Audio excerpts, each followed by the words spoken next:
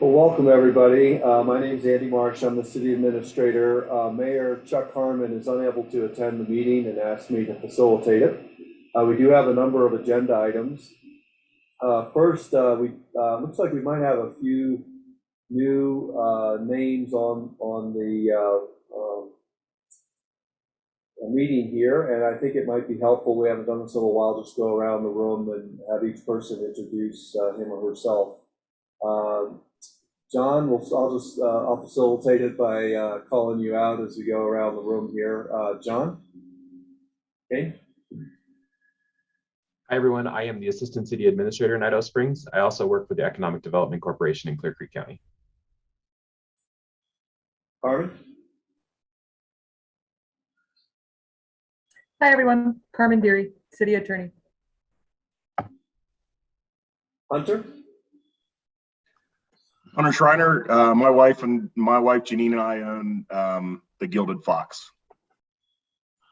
Well, Sadie? I'm Sadie Schultz. I'm the owner of the Spice and Tea Exchange, as well as the president of the Idaho Springs Marketing Alliance. Wonder?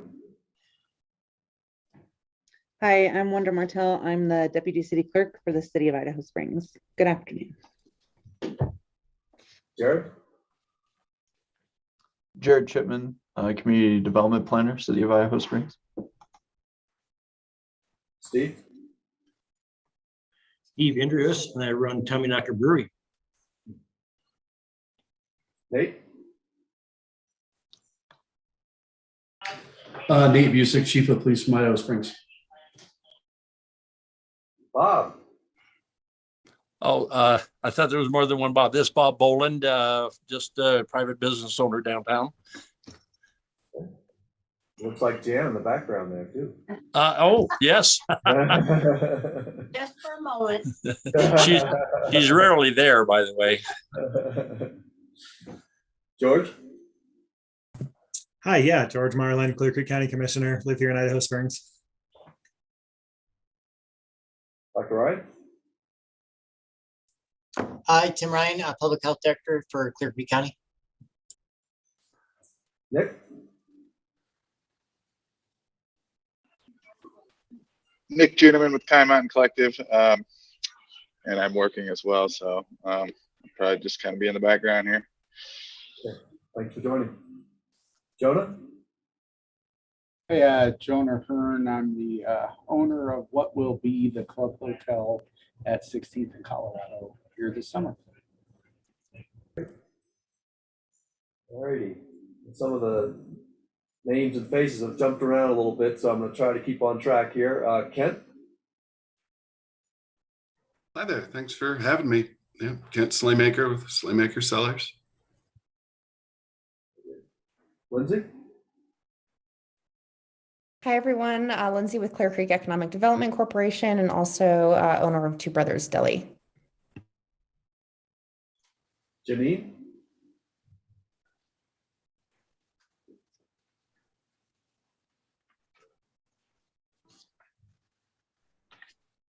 I know she's working the register today, so she probably won't be able to speak up. That's my wife. We own the Gilded Fox. Very good. Okay, thank you. JTML staff.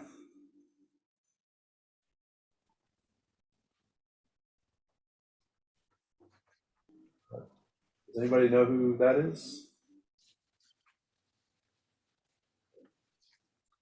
Alex? I'm going to venture a guess. John Tomei Memorial Library. Oh, wow. Okay. Alex? Hi, good afternoon. I'm Alex. I'm the general manager at Bojo's. Okay, thank you. Chip? Hi, I'm Chip Bear. I'm the proprietor of Bojo's. And I'm in dark today because I'm on mobile mode. Very good. Thanks for joining us, Chip. Ashley? Hi, I'm Ashley, and I'm the operations manager for interstate parking. Good. Greg? Hi, I'm Greg Dalrymple with the Clear Creek Cidery. Thanks, Greg. Carla?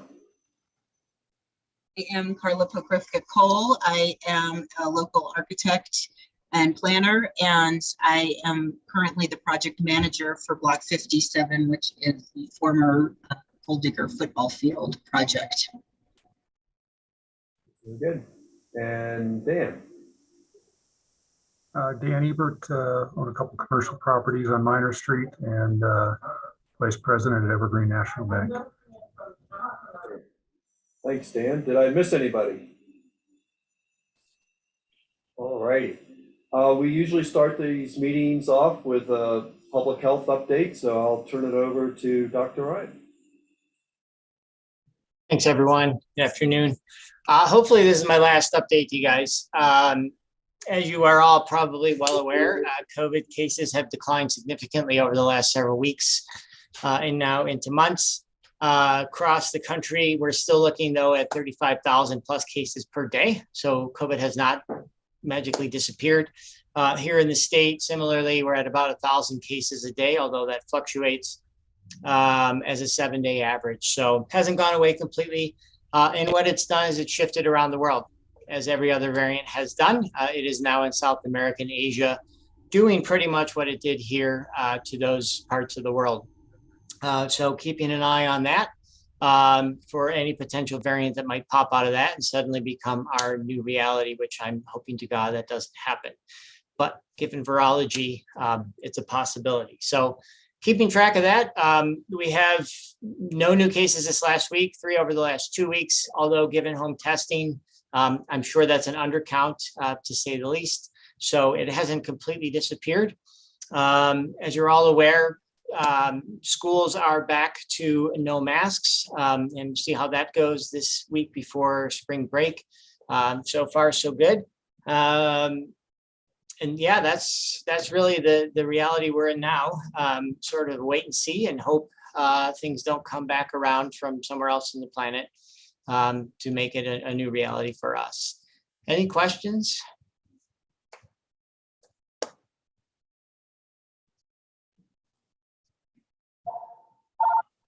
All right. Well, Dr. Ryan, I want to thank you very much on behalf of the city for being a faithful attendee at these meetings, providing us regular updates, first on a weekly basis when things were really flying high, and more recently we went to bi-weekly meetings. It's really helped keep us in the loop and inform our decisions, trying to make the best decisions, and often you know, we're just trying to get the best information we can and then make good decisions. And we did our best with that, and we couldn't have done it without you. So I want you to know that you're always welcome to these meetings. I want to be respectful of your time, understanding as things hopefully continue to get better with the pandemic that we won't need you as often at these meetings, but if there's ever a time you want to provide an update to this group, please know that you're always welcome. And on the flip side, we may call on you from time to time to join us. Thanks, Andrew. I appreciate that. Yeah, we're we're trying to move on and do a number of other things that we haven't been able to do over the last 2 years. Really expand our clinical services, bring Clear Creek into the 21st century, and get electronic medical records going in this county. Something that hasn't been here yet. So we have lots on our plate, but always happy to take the time and talk with this group. Well, I might offer that if there are other projects that you're working on in public health that you'd like to bring to this group or inform us about, you're certainly welcome on that. We all are wanting to get back to more normalcy, get back to other projects, tasks, and so we want you to know we understand there's a lot more to public health than COVID. And if there's ever a time you want to just update on us other things that are going on, certainly feel free to use this as a forum if you'd like. No, I appreciate that, Andrew. And the business community is a very important piece of our communication and what we're doing as the county. And that's not going to change. It certainly showed that during the pandemic, the importance of that. So we're going to continue to have a relationship with the business community, obviously, and keep you guys in the loop as to what we're doing and how we might be able to help each other is really. Good. Well, thank you. Again, you're also welcome. to join us the rest of this meeting if you'd like, but if you need to head out, we all certainly will. Yeah, I've been in meetings since 8 o'clock, and so I haven't gotten anything done. So I have to, I have to get stuff done now. Thank you, though. Were there any final questions Thank you. for Dr. Ryan before he leaves? Going to miss him, but it's in a good way. Yeah. All right. Thank you, Tim. Thank you, Dr. Ryan. All righty. The next item on our agenda is a parking update and potential parking rate increase in the downtown area. And I believe John's going to just give us an update on this. Hi, everyone. I just wanted to give you a little bit of information about what we have been talking about for the summer for parking. We have a meeting scheduled with Interstate tomorrow to do a walkthrough and talk about some policy issues about how we manage parking in the downtown area. One thing that we have been looking at doing is potentially changing the rate structure a little bit for how people pay downtown. And this is in regard to two specific concerns. One is that the user experience at the meter is a little difficult now because of how you pay. It causes some confusion and we need to simplify it. The other thing is that we need to be able to better forecast the revenue that we get from the parking facilities if we're going to put that money into downtown improvements or to potentially help pay for the mobility hub, which is something that we've been talking about a lot with the SID group, which is the property owners group downtown that we've been working on regarding assessments for that parking structure. I have built a model for parking fees that I think could work pretty well for us in the summertime. Essentially what we would do is we would charge $5 for 3 hours. $1.67 is about our average right now for how much people are paying for parking for that hour, for an hourly basis. And this basically replicates that, but it means that basically when you come, you pay $5, you get 3 hours of parking, you pay $5 an hour every hour after that. Residents of the city will continue to be free. County residents will continue their structure as well, so that those are, there's no impact on our local community. All it really does is it sets a bottom level for our revenue that we generate in the downtown area. I've done a lot of research about how long people stay. One of the things I really want to make sure is that we tie, our easy parking rate to how long people stay downtown to shop. 3 hours is our average, generally speaking, over the last several years that we've run the parking facilities. And so I think that that is a reasonable amount of time. There may be two potential alternatives that are worthy of consideration that I wanted to mention to this group. One is the potential to create surge pricing on a day like the 4th of July. We need to talk about that a little bit more to see if it would work for us, but it's something that we could do. And especially after last year, we were pretty crazy downtown. And so it might be something to just kind of make sure that we're managing that as effectively as possible. The other possibility that we could think about is we used to have 2 parking zones. So we had our downtown Minor Street zone, and then we had our parking lot zone. The downtown Minor Street zone didn't have it was just basically the same price all the time. We could do that with this parking structure too, or we could just leave it the same across the field. Tomorrow, we're going to have this walkthrough with Interstate. We're going to talk about some policy issues. We're also going to talk about signage and making sure that things are as easy as possible for businesses. I have had a couple of conversations with a couple of you about ways that we might try to head off angry people at the pass when they're coming into a restaurant to avoid having frontline staff have to deal with those issues. I'd be interested in having further conversations with you about that. One thing I had thought of is that we might have a limited number of vouchers available so that if you do get a really angry person, you could maybe just take care of the problem right there. And then there's no, they're not walking out of your restaurant or causing a scene or anything like that. But those are the kinds of things I'd like to discuss. Also, this is a really good time if you do have ideas for what would make parking better. This is a good time for us to have that conversation before we talk to Interstate tomorrow. Is there any questions about that or any comments? Jonathan? Yes, sir. One thing additional to what you were talking about, is there anything happening as far as where the clinic was?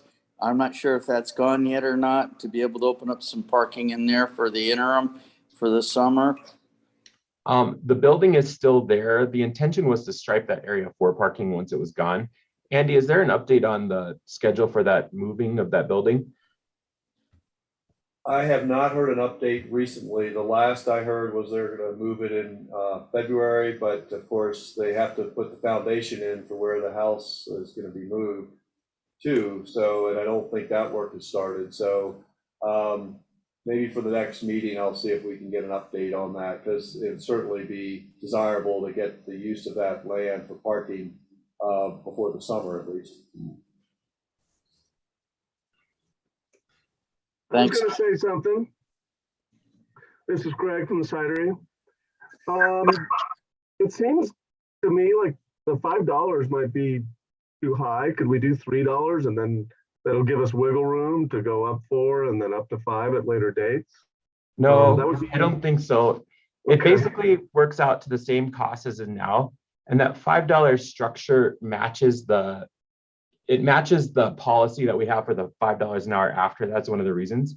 We could look at modeling $3 an hour, but one of the things here is this is a way to keep the, downtown improvements, specifically the mobility hub, to try to keep that in a tourism perspective.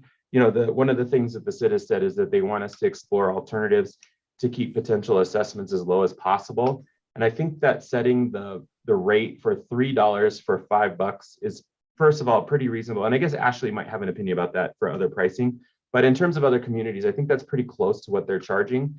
And also, I think it's something that really stabilizes that program enough that we can make sure that, it's paying for itself, and that people who are visiting our community, it's still not a huge impact. We're talking, I think, so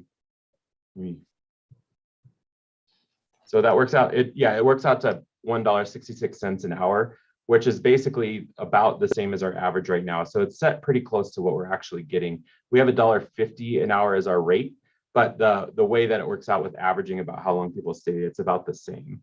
Ashley, do you have any? Oh, sorry, Greg. Minimum charge is $5 though. That'll be the for 3 hours. You'd pay $5 for 3 hours. And whether you use the 3 or not, it's $5. That's the way it would work. Okay. All right. Just wanted to throw that out there.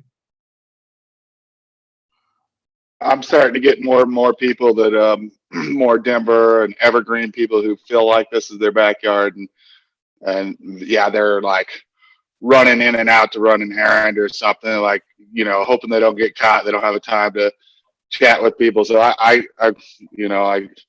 like what Greg's pointing out is the $5 minimum. That's going to change, push people a little more, I think, towards where they don't like it and they won't do it when they can't just pay for an hour would be. And then while we're on it, and I'm sorry, this might not be part of this group or something I should probably know, but I'd be curious to know how the revenue from the parking, how that works. I know that part of, we hire somebody else to do it, but then is it a half and half is my understanding? And then, what are we generating these funds for? Where are they going? Where they've been going for the last couple of years? The money goes into a line item currently in the city's budget that's dedicated for downtown improvements.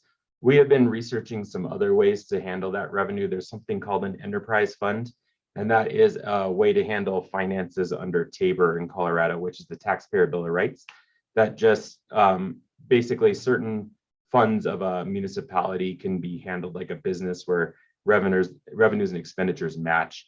And that's another structure that could potentially be utilized to handle parking revenue. You mentioned those monies though are all dedicated to downtown improvements. So this money could go towards the parking structure, also to the things in the downtown master plan, or other projects that would just beautify and make the downtown more resilient. You mentioned it paying for itself, but it automatically pays for itself, right? Because the people that we hire to do it are working off of what money they get out of it, right? Is that we correct? do currently have a public-private partnership for that splits the revenue from that from the facilities. It is a pretty equal split right now, although we're in ongoing, we're always talking about the best ways to manage the parking facilities. So that's something that we just recently entered into a longer-term contract with this company to continue to manage the facilities.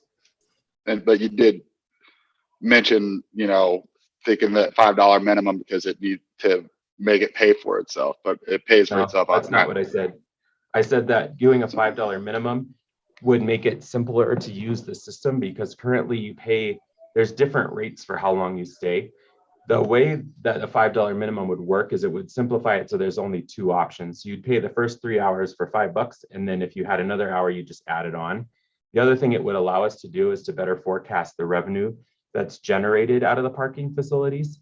That's more what we're looking for, because we want to try to create the best potential alternative for the SID in terms of any potential assessments. And this structure will help that revenue source pay for some of those improvements for the mobility hub, which I think is one of the goals of the downtown business owners.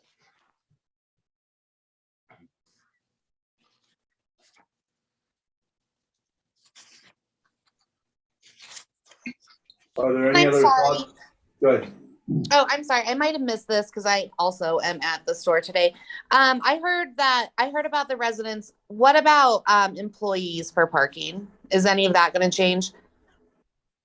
We may need to have a conversation about how employees park in the downtown in the future, but currently there's no plans to change the structure of employee parking in the downtown area. Okay, excellent. Thank you. Carla, I see you have your hand raised.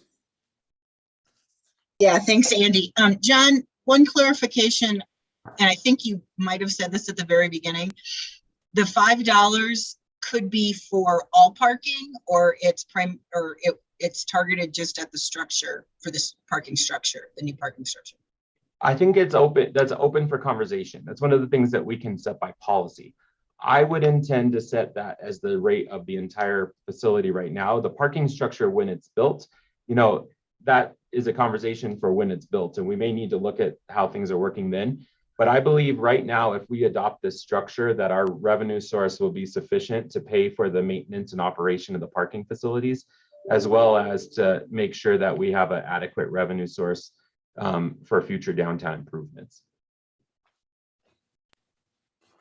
Thank you. I think that's important because that might address, some people that are just running in and out for an errand versus somebody who's really, coming to hang out in our town for a couple hours.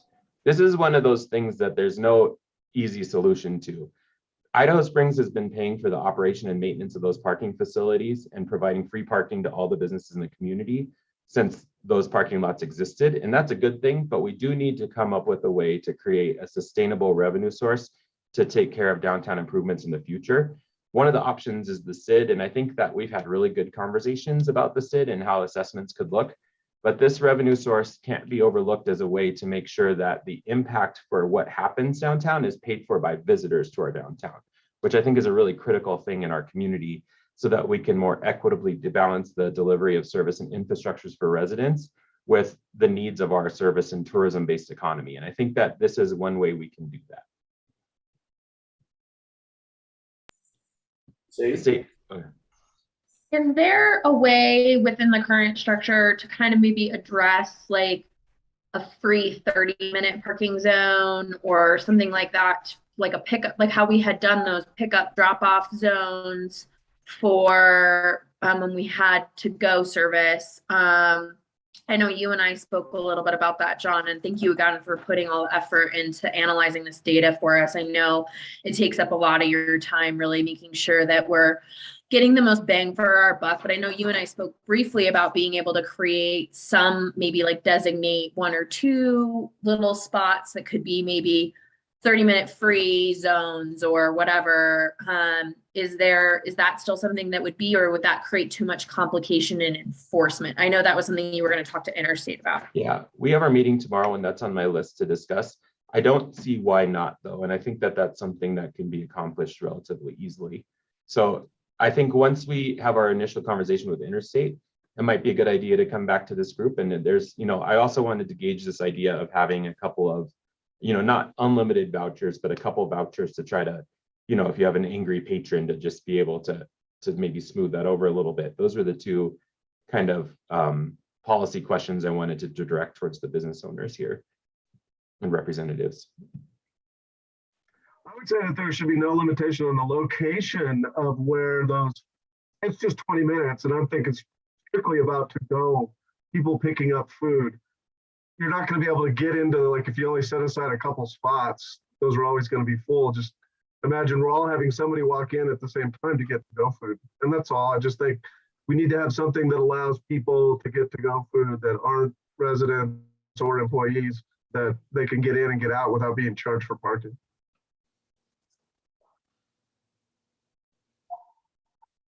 And John, those spaces will continue, right? I mean, there's every intention those will continue. Am I right?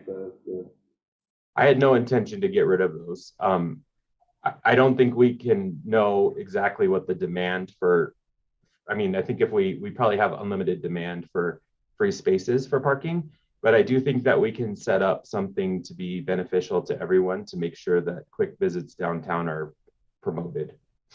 So yeah, so 20 minutes even would probably be plenty for to-go orders. Does that sound reasonable? Yeah, I'd like to talk to Interstate just to figure out logistics of that. And so we'll have that conversation tomorrow, and I can bring back an alternative for how we might look at that at our next meeting. Thank you, John. Sadie? I guess my other, right now, John, what's the policy? Is it 1 hour free right now or 30 minutes free right now? It is. It's well, it's 30.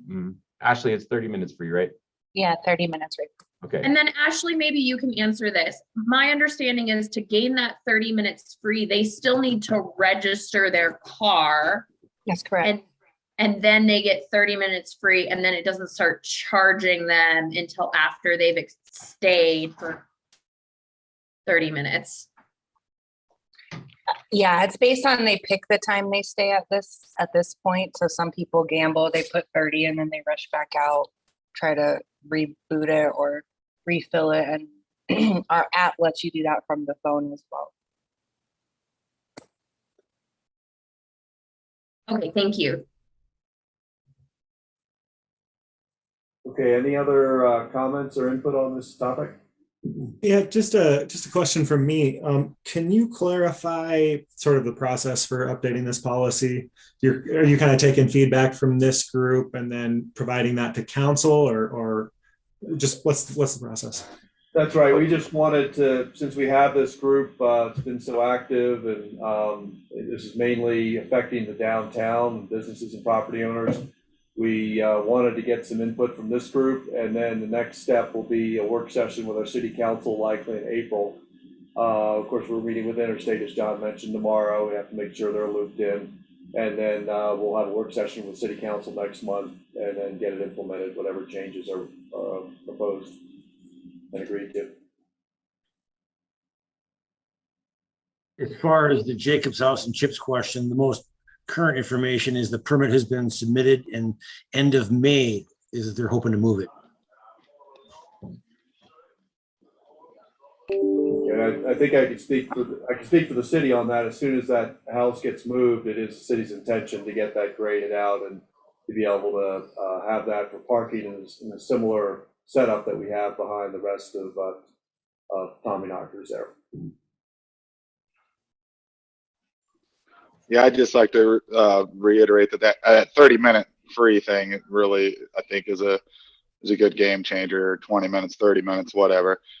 It is confusing. People don't know about it, and I think to get that 30 minutes, you have to only clock in for the 30 minutes, and then you can go back later and pay. I believe that's what she was saying, and that's what I understanding. So there's a little confusion and a little more signage, I think, help, but there's always going to be confusion no matter how much signage you got. But I think to continue having that, other than automatically adding $5 onto somebody's meal or a small purchase or something that they want to make, other than automatically having a $5 charge, I think to keep some type of a free parking and not just designated spots, but like us for a short period of time, and that'll help people that aren't tourists that are coming to do business downtown, whether it be food or spice and tea or myself. I strongly support some type of a free 30 minutes. So I'd like that to be noted for sure. Okay. Question about follow-up. Nick had just mentioned signage. That's another thing we're discussing. Is it the general opinion of the group that there is enough signing downtown, too much signing downtown, or not? Like where would you like to see us go with that? We have probably, we need more. Probably 100 in a 3-block radius, I think. I don't have the answers, but I do know that people don't even know. And I know from having retail that people don't read signs too. but I don't have the answers, but yeah, people do not see the signs somehow. I can say, And I don't know if there's a solution. Sorry. I agree with Nick. I don't know that there's a solution. I can say that those laminated things that we all got, the ones that they passed out that have the QR code and the map on them, those are helping if our staff is aware of, like, that is a staffing training issue, at least in my business, is knowing, but that has helped. I know being able to show them in store and then they can scan the QR code right there. That way, if they forgot to pay or they didn't know they even had to pay, they don't have to run back out to the kiosk. They can scan and download the app right there in the store and not have to worry about stuff. But then again, that also comes from the problem with the fact that people don't know their own license plates. Okay. Thank you. I see a couple hands raised. Greg, I think you had your hand up first. Yeah, I would love to see something right at the exit and right at the turn in front of Come and Go where you turn to go on Minor. It's something we discussed in the parking committee a lot, and everybody pretty much agreed that that would be the way to do it, and it never happened. I think it's just a matter of following up. I think if you tell them $5 for 3 hours right at the exit, then all of a sudden they know exactly what they're getting. They're not, I think that information right when you're coming into town would be super vital. And, it could just be something that simple. $5 for 3 hours, and everybody knows what they're facing. We have a project. We have a discussion of a project for that tomorrow, Greg. That's on my list. Thank you so much. Appreciate it, John. Okay, Jonah? And then just speaking for somebody that faces Colorado, I think when we talk about signage, there seems to be a lot of confusion just because there's a bit of patchwork between residential and, regular parking along Colorado. That's where we tend to get a lot of people constantly. Well, I mean, they park, they get out, they all of a sudden see a sign, then they get back in, and keep searching, or a lot of other things. I think it's just a challenge, really making sure that we understand residential versus non-residential parking there along Colorado. Is a big trick. Okay. Thank you. Carla? Yeah, I would suggest, I think Greg is 100% right. There needs to be signs at the exit. I don't know if I would put the $5 on the sign, but definitely signs that talk about parking. But I would suggest, and I don't know that it was ever discussed in the master plan, but I would suggest that there's too many words on this parking signs right now. There's too much to understand. There's too much to read in a world where we live in graphics and symbols, and we live in a community, a tourist community, where we could really play up the branding of the marketplace and the parking and create a story behind our graphics. I think that it would be beneficial to have someone create a wayfinding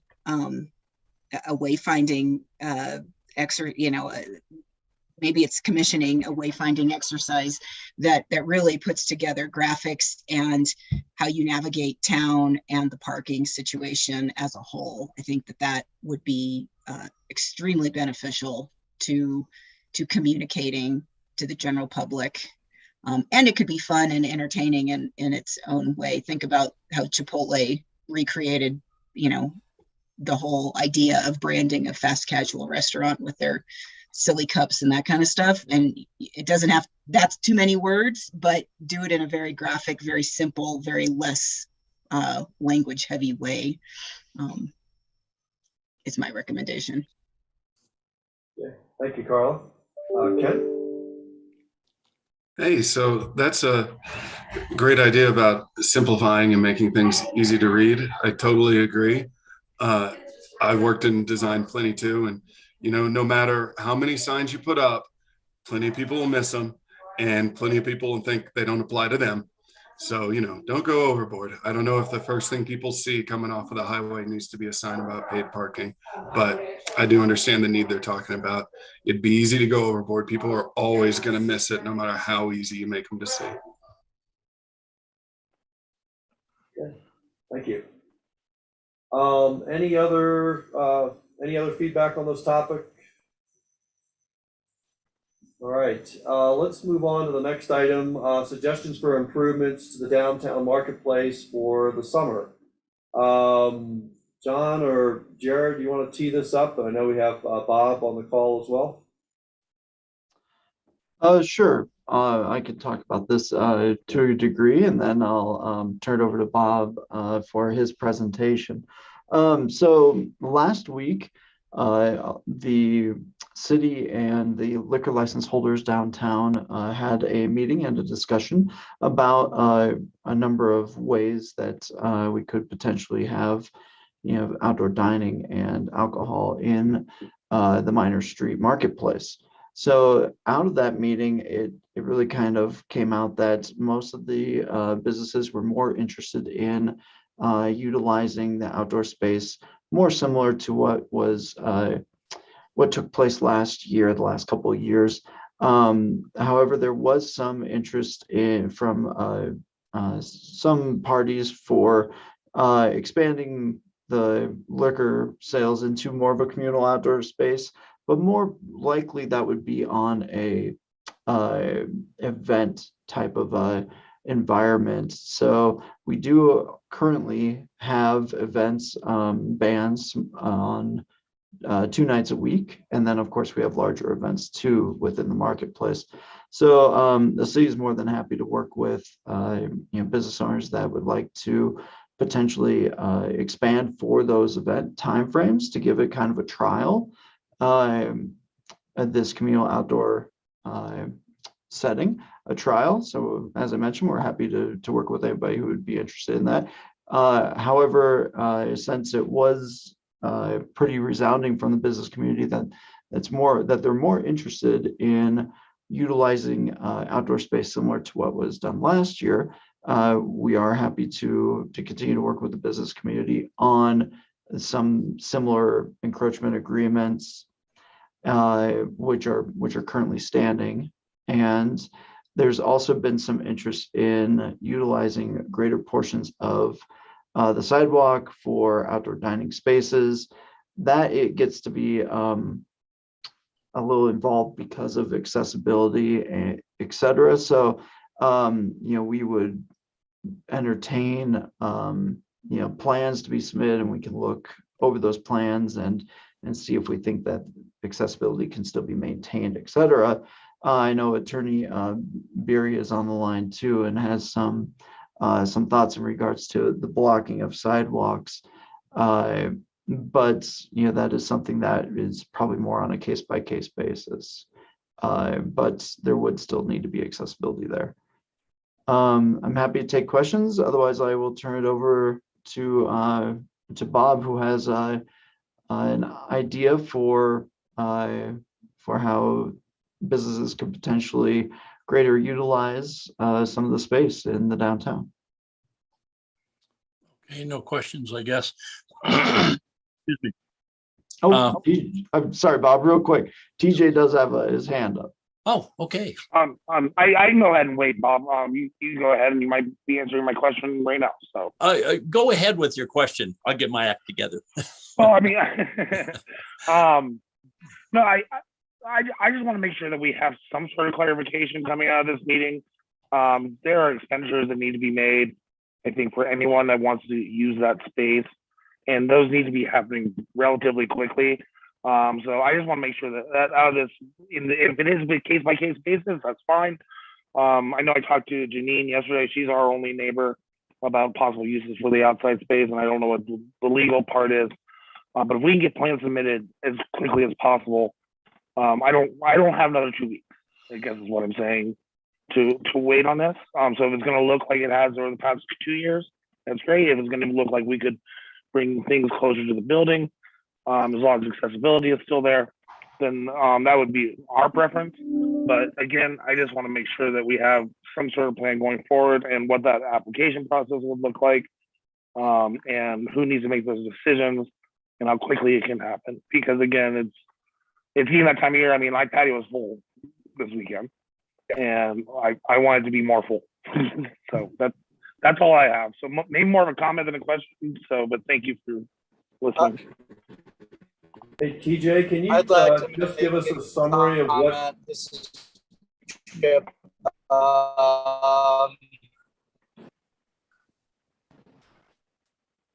Go ahead, Chip. I think you muted yourself. It was a little tough to hear you.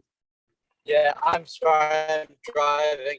I'm just really disappointed. I just have to say, in that decision to do it the same way you've been doing it the last couple of bad way going. That's all I have to say.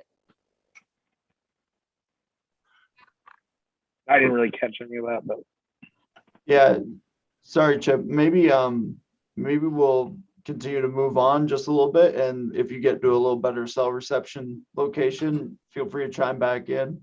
Sorry, it was very garbled there. So TJ, just if you would, could you just give a brief description of what you have in mind or what you would like to see?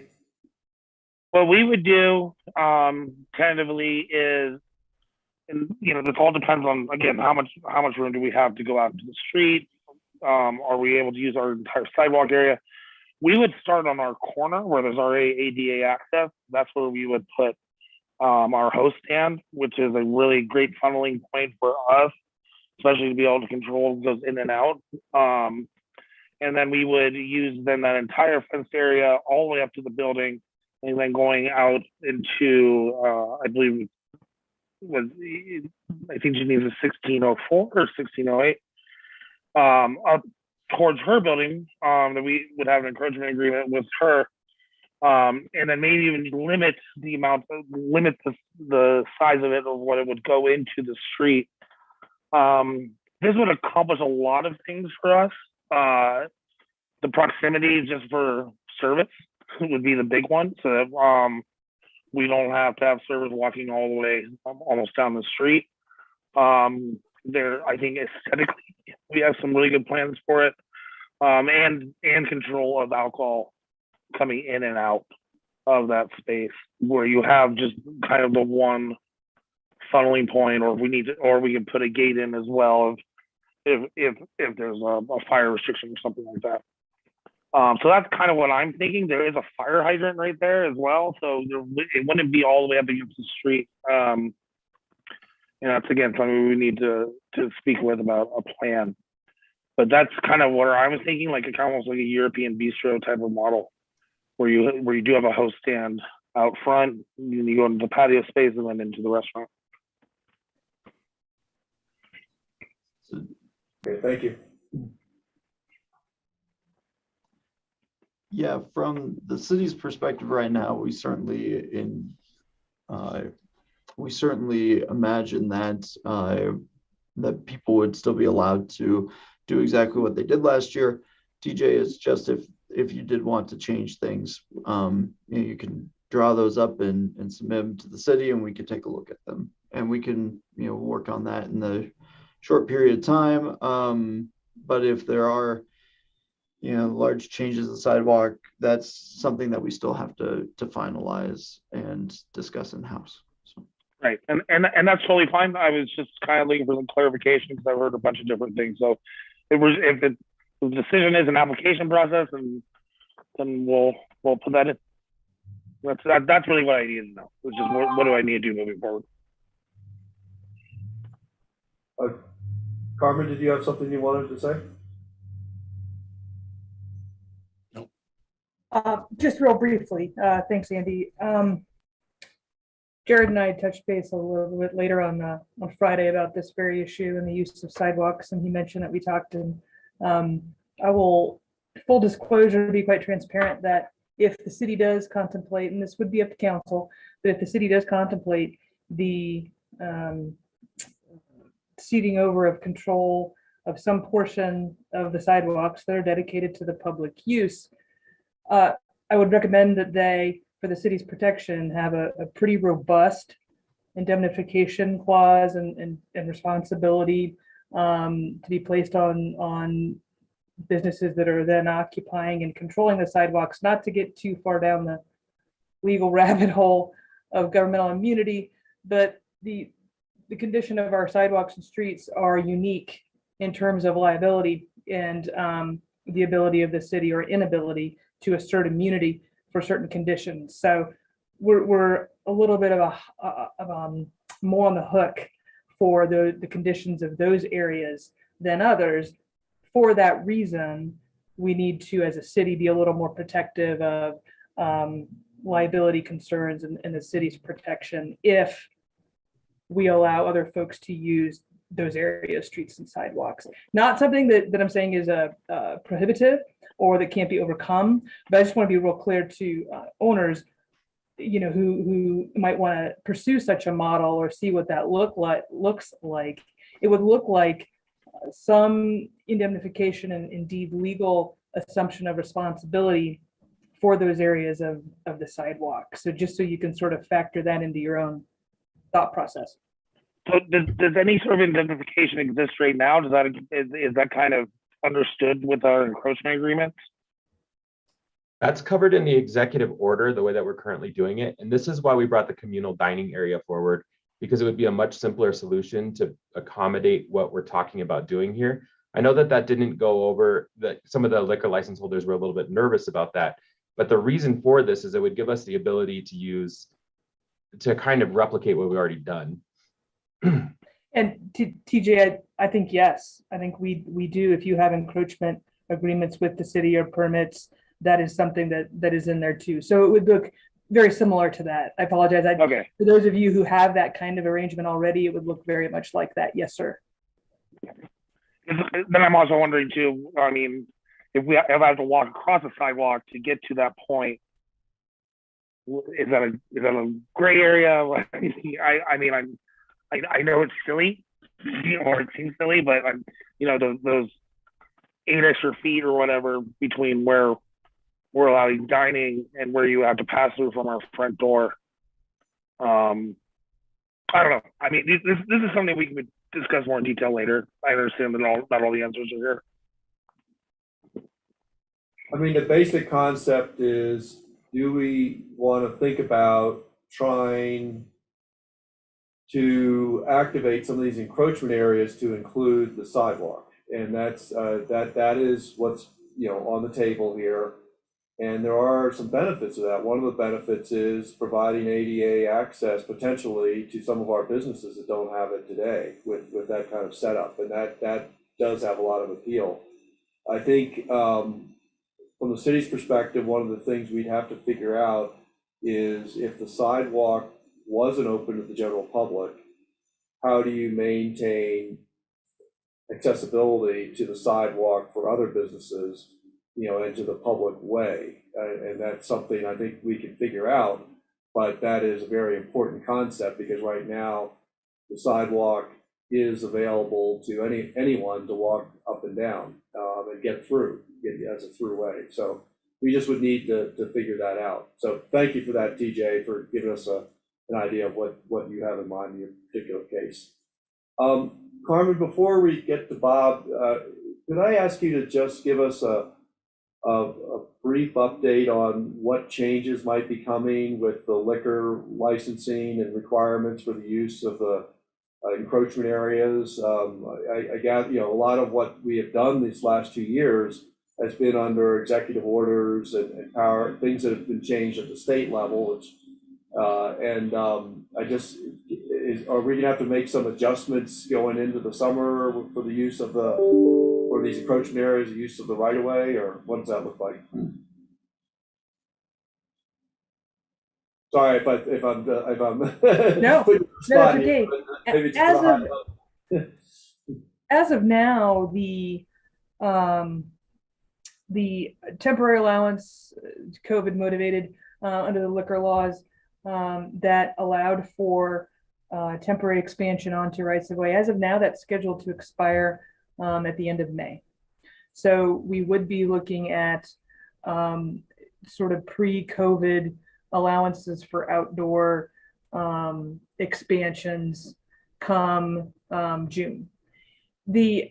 I will say, however, even though currently, and again, we're sort of watching to see if anything's going to happen again, but if indeed that allowance under the liquor regs expires at the end of May as scheduled, while that portion of the modification of premise reg is going to sunset naturally, there is this allowance for communal outdoor areas that is sort of going to, let's just say, take its place very similarly as to the way it used to be or was allowed individually under COVID.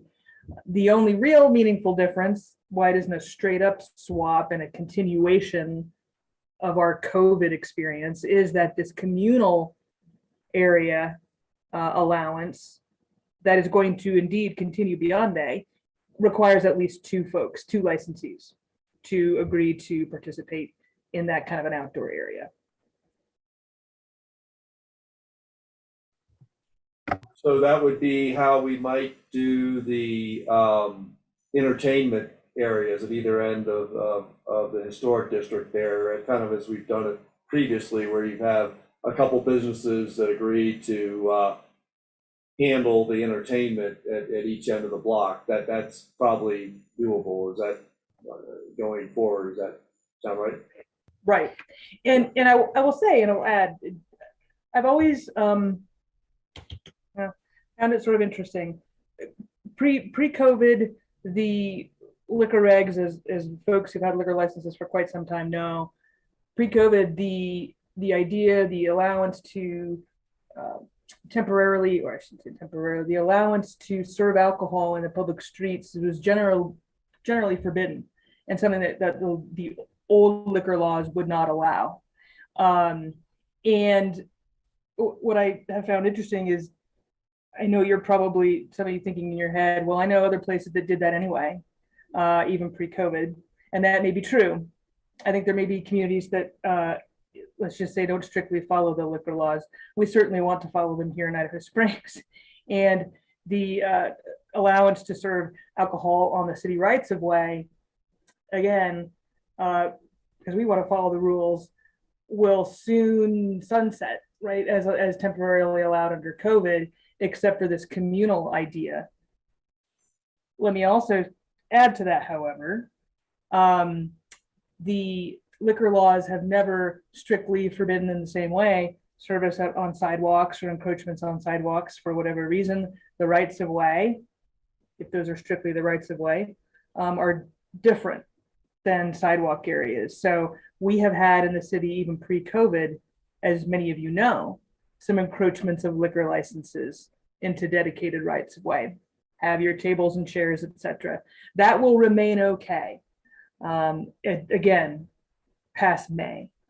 So long-term going forward, the way things are today, outdoor service as a city and as owners, we can still have conversations about that that include 2 or more of you wanting to participate in the street area. We can also have conversations about any one of you individually wanting to do that in the sidewalk area. So that's sort of the state of things. I hope that helped, Andy. It does. One other follow-up on that, Carmen, do you see the current encroachment agreements that we have in place with businesses, those having to be changed, if particularly with service of alcohol, kind of like restaurants in the right of way? I'd have to look at those, Andy. Again, I confess I'm not sure right now off the top of my head what they say. Perhaps not if we were contemplating that there is service of alcohol in there, but I'd be happy to take a quick look and give a definitive answer. Okay. So it looks like at the very least we'd be able to continue doing what we did last year in the marketplace for the businesses. Okay, great. I see Greg has his hand up. Yeah, so my question is specifically what you were saying, Andy. I thought we were going to be able to operate the same as before. Are you saying that it's going to be a whole new application process, or the rules are completely changing? Because then, of course, anybody's views on the communal aspect would change if you're not allowed to do what we were allowed to do before. So is that kind of guaranteed, or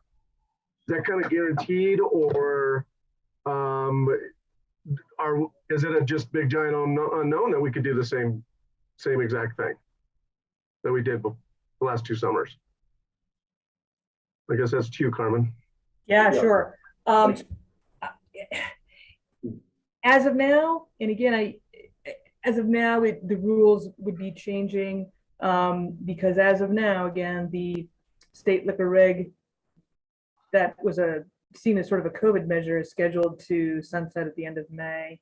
And boy. So you're saying no, we're not going to be able to do what we did in the past. Unless state liquor says they want to extend that reg again, correct, unless there's some sort of participatory 2+ licensees go in together. And this is a state decision, right? It has nothing to do with what the local government wants to do. Right. That's why we wanted to have this communal dining area conversation. Oh, I apologize. I didn't realize that we weren't going to be allowed to do the same thing. I mean, the communal that's a whole nother subject matter now. Use of the sidewalks, that's a question unto itself. Yes. But if it sounds like communal is the only way to go if we don't know what's going on, if we don't, because I was counting on that. I just assumed we were there was somewhat a general consensus, but unfortunately I haven't been involved lately as much. And maybe I just missed the boat on that this was sunsetting. Carmen, I thought, correct me if I'm wrong, I thought there was still an interpretation of the code that we would be able to operate much similar to how we did last year.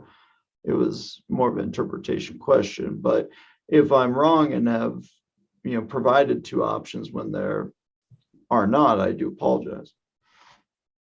No, if under the current liquor regs, again, the reason that Idaho Springs, as well as many other communities, were able to allow these bump outs and these igloos and all these sort of temporary allowances that occupied rights of way in particular was in response to COVID. And again, the state liquor seems to be, here we are in March, state liquor seems to be okay with allowing that allowance, that temporary 2-year allowance, to occupy the rights of way and serve liquor out there. They seem to be content to allow that to expire. And if indeed it does, we would again be in the world of where we were before, that's generally prohibited.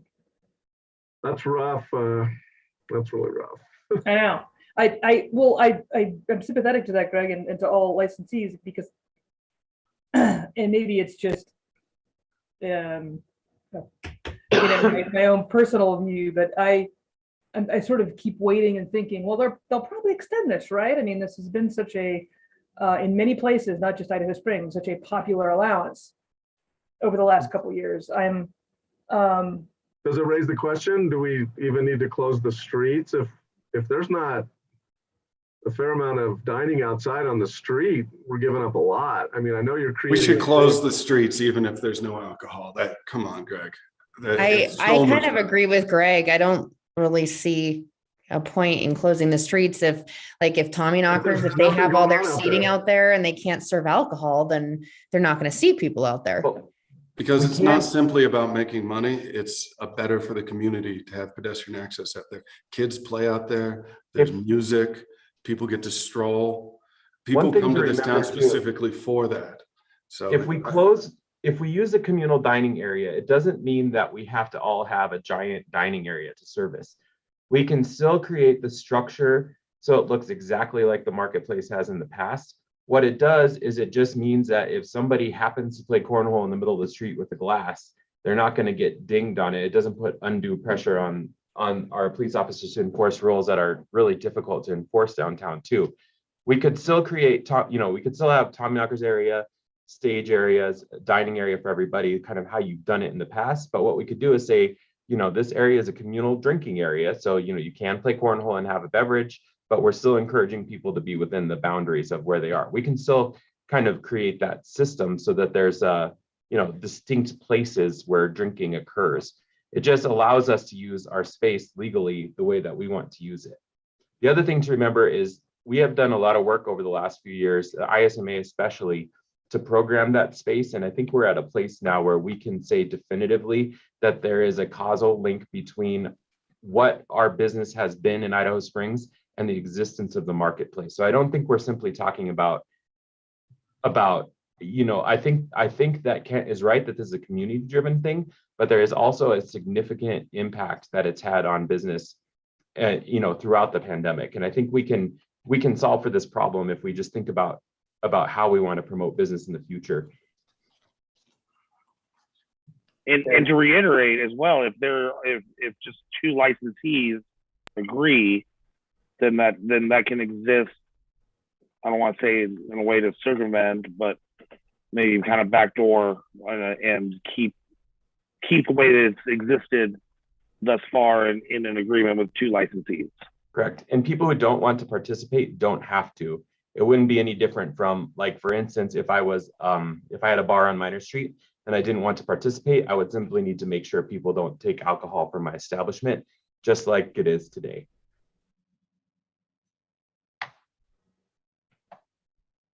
I don't know. I don't want to tell other people what they should or shouldn't do in front of their space, but this is a decision that we should all work on together.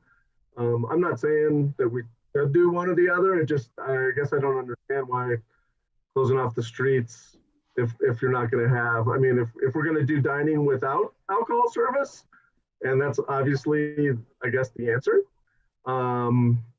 But I guess since we don't know whether we can serve alcohol on the street, we need to at least pursue the communal. The communal to me sounds like a big can of worms for liability issues. It's not. It was specifically designed not to be. Basically, what it does is it creates shared liability for the businesses on the street, but Idaho Springs can set it up. For instance, we could have, if you are going to let people leave your area, they could have, for instance, a marked cup that has your logo on it or something to that effect, just so that you could identify, you know, you can have a way to identify where a violation came from, or you can collectively handle the violations. It was designed to try to make sure that liability issue is taken care of in a reasonable way. It also, you know, like, that's why I say we can, you know, there's some flexibility there. So you can have your same area you've always had. It would just mean, you know, that if somebody steps outside your rope or whatever, it's not a violation to you, which also protects, you know, those of you who make alcohol on the street, because your production licenses are tied to your liquor licenses. In theory too, though, as long as you have that other licensee, you can still create a policy where you could not allow alcohol outside of your area, correct? It'd be a kind of a self-enforcement type thing, similar to what it is now. So you can have this agreement in principle, but you could, from a business owner's policy standpoint, you could still not allow it. Correct. Hey, Jonathan, if I can jump in, I've got a bit of an answer to Greg's question as well. Greg, I've owned a bar in the past in a place with a communal license like this. I hear what you're saying. It is really easy to go to worst case scenario, especially with liability. In practice, in my experience, owning a bar in a place that had something like this, it's really not that big of a deal, and it's mostly a boon, you know. And also, just as an aside, I'm certainly down for the communal thing, especially if any other options are more difficult or off the table. So there's one licensee. And also, I'm, as a business owner and as a citizen, just in favor for anything to make the opened up street for pedestrians more permanent and to continue it in the future. I think it's a wonderful thing, even separately from selling alcohol. John, to clarify, for example, if Cidery, Tommyknockers, and Two Brothers say were their common consumption area, they could then have individual policies where Tommyknockers doesn't allow alcohol to leave their area, Two Brothers doesn't allow alcohol to leave their area, and Cidery doesn't allow alcohol to leave their area, and it still could be classified as a common consumption area. Is that correct? Correct. And what that would do is we could also write language in there that says when we have an event such as a band where people want to navigate towards that band area, if we included it in the common consumption area, like we've discussed, even if it's for dates, I believe, Jared, you said that you can do it just for specific dates. So we could program it in such a way so that if there is a band or something like that where people do want the alcohol to leave, we could do it just on those dates as well.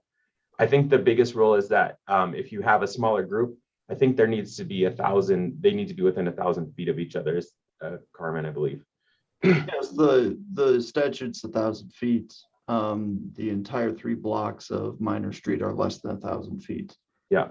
We can also do the same and make this area for special events in general. So for instance, on the 4th of July, that would promote liquor sales at our restaurants instead of trying to do something in the park, which I think might be a little bit better for the community in general. I guess I'm curious about the specifics. Would they be able, if people, you sell alcohol and it's allowed in the communal area, will they be able to cross 15th? Will they be able to cross 16th, go into other communal areas?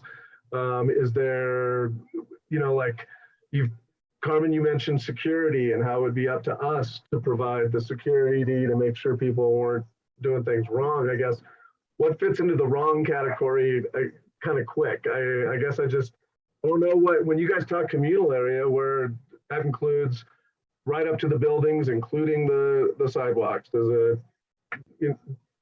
Are there restrictions when you say a different marked cup? How do you say who's doing what with what cup? I mean, all these things matter because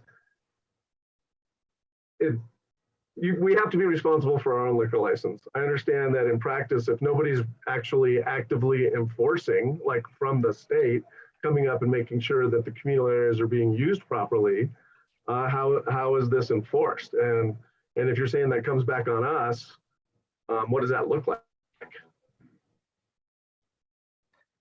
Carmen. Sorry. Yeah, I think when we were talking on Friday about what this the outdoor dining area would look like, it was very much thinking about it in a traditional sense, like a common consumption area, which is a little different and predated COVID, but we were thinking and talking licensees on the call. We were talking about that on Friday in a very traditional sense. And I think Sadie and Kent, other people in the group who are saying, hey, is there a way to think about these communal outdoor dining areas in a different way and use it to achieve the same end, which is sort of each have our own individual areas, at least in the day-to-day, special events or concerts aside. And I think that's a really unique and creative way to think about using the regulation that will be available past May and possibly achieve the desired goal of some of you to have, practically speaking, the same sort of model that you had last year. You indeed could. I see nothing in the regs that exist that will be continuing that would prevent what you just floated out there as a very good idea, which is let's have this communal outdoor area that the law is going to permit to continue even on streets, and then chop it up, if you will. And we'll all have our areas within it, sort of again on the day-to-day. And maybe those areas can go away when there's a concert or something, as John said.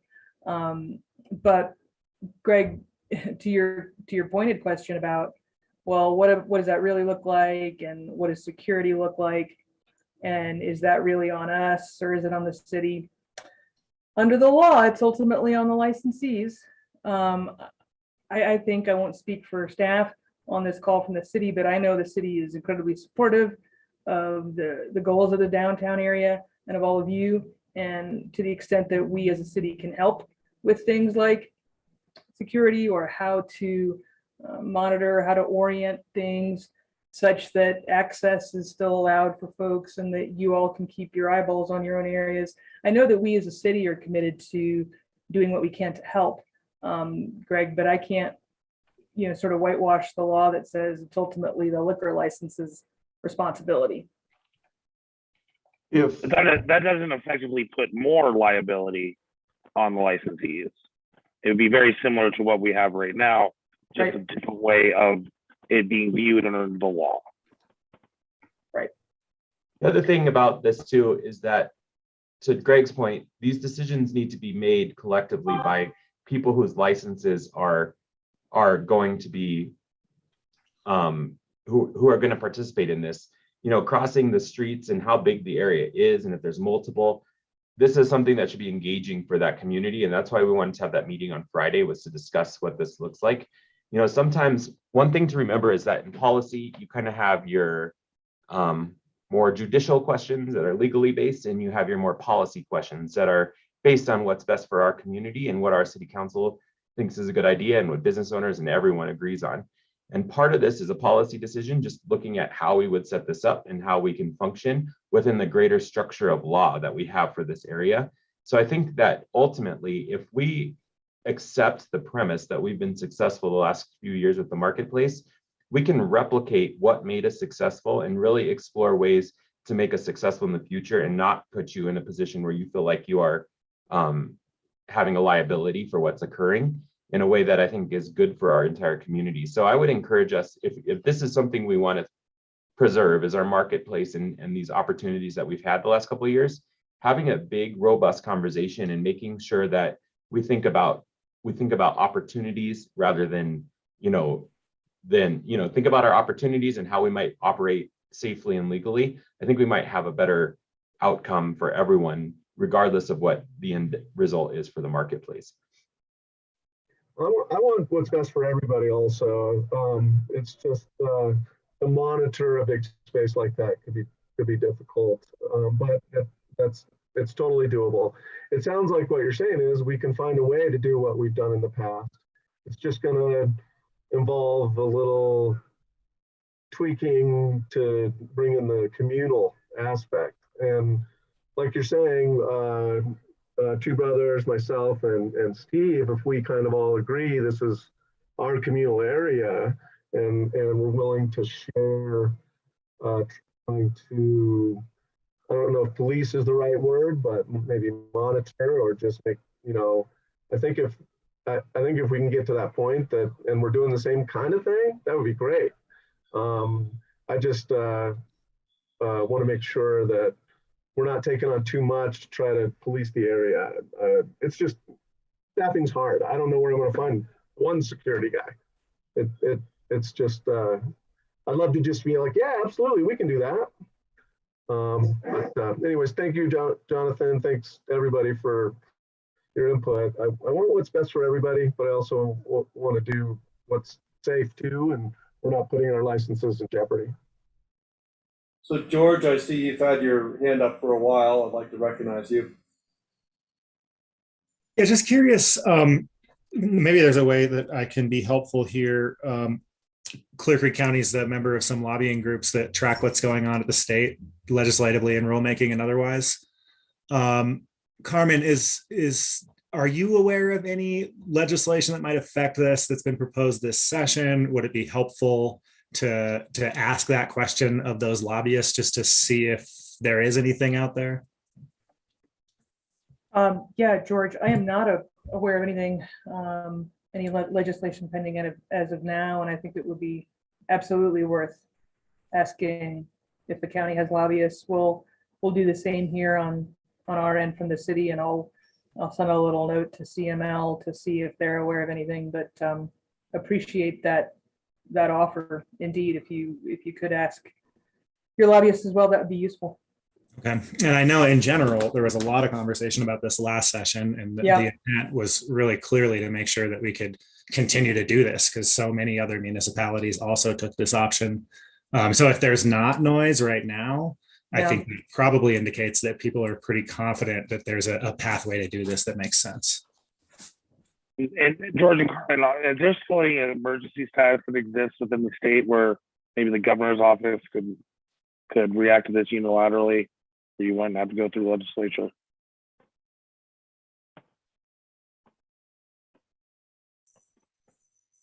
Okay, there's a person who has their hand up. It's labeled Zoom user. I'm not sure who that is, but would you like to speak? I'm sorry that I'm Alex. I'm the GM of Bojo's. Okay. I just so for example, if Main Street doesn't want to use their liquor license, then there's no liquor on my block because we need at least two.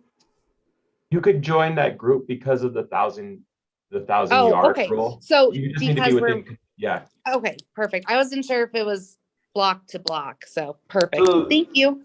just so you're aware, there is a security plan that needs to be drawn up, and the security plan may state that alcohol isn't allowed to cross over the avenues. We're not certain on that yet, but that might be a means of still heightening that security, so that it's not just going anywhere, and then it would be contained potentially more within a block basis. But Jonathan's right that can still be built within the same communal outdoor dining area. So the security plan can lay out a lot of those restrictions, and there could be signage at the ends of the streets. Moreover, though, if you as an independent or as an individual business want to operate under within this communal outdoor dining area, the same as you did last year, you can still have signs up in your area that states no alcohol outside the premise, or no outside alcohol within the premise. I think those are still possibilities. Okay, everyone, we've been at it for an hour and 20 minutes, and it's certainly over our time of an hour. So we could continue on a little bit longer if the group would like. This is very important information. One alternative I would suggest is maybe we think about going back to weekly meetings. We're at kind of a critical time where I know businesses and the city are trying to plan for summer operations, for closing the street back down and opening it up to pedestrians only. We've all agreed that's the way we want to go. And it sounds like there's a path forward, but there's some details we've got to work out. So, and I know there are a couple of agenda items that we didn't get to at this meeting. So what I'd like to suggest, if it's okay with the group, is for now, we just go back to weekly meetings. So we would meet again next week at 2 o'clock by Zoom. Is that agreeable to the group? Okay. Yep. Let's do that, because I think we need to really keep the pedal to the metal on this one and get this resolved. And I know there's some other ideas for the downtown marketplace that have been proposed that we want to consider, because they'll take some time, might take some money, and we got to make sure that that sounds like the way we want to go. Are there any other final thoughts, any other pressing issues right at the moment before we close, Sadie? I just want to make sure I get clarity so that I can get back to the business owners that didn't attend or weren't able to attend today. For our encroachment agreements, if they want to use some sidewalk area, they need to get their plans drawn up and get those to you guys as soon as possible, so you guys can start in conversation about what their outdoor dining area would look like for the summer. Regardless of how we go, consumption area or not, the structural of how their outdoor encroachment agreement is going to look like, we need to get those plans drawn up, where they want things, how much street access they want, if they want things on the sidewalk, not on the sidewalk. They need to get that stuff drawn up ASAP and to the city as soon as possible. Is that correct? I think it is, Sadie. I would just caution that this is a policy issue that would need to be discussed at a council work session, and I think that would be coming up in the next few weeks, probably after our next meeting next week, of course. So I think the basic idea of using an encroachment area would be similar, very much the same, the parameters of it, other than using the sidewalk, whether or not to close off the sidewalk and be able to use that sidewalk and make additional improvements, temporary improvements to that area, like a deck, as was proposed by TJ and others. So it would be helpful, I think, Sadie, to get some preliminary ideas, if there's, because I think council would like to know, okay, well, just how much interest is there out there, with this? We know that, Mountain Prime would like to do it, but if there's some others, if we had some preliminary ideas about what they would like to do, that would be helpful when we're talking with council about it. Does that help? Okay, yeah. So what I'll do is yeah, it does. So I do know, like, westbound and down, Steph wasn't able to make the call today.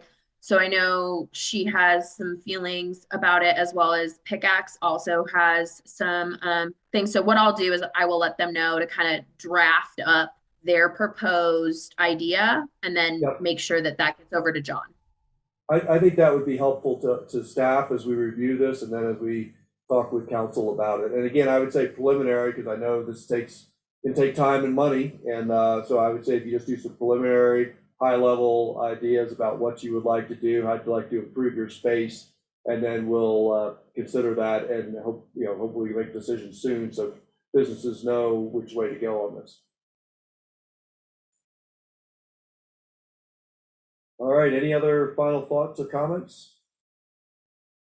All right, well, thanks for hanging in there overtime on this one. I know it very, very important issues, and we certainly are gonna have to make some adjustments, but it sounds like generally we'll be able to continue the marketplace, but we're gonna have to just accomplish it a little bit different with a different approach. So we'll have more information on that at upcoming meetings as well, more clarity, I'm sure. So. Well, thank you all very much for hanging in there, and we will see you next week at 2 o'clock on Zoom next Monday. Hey, Thank you. Thank you.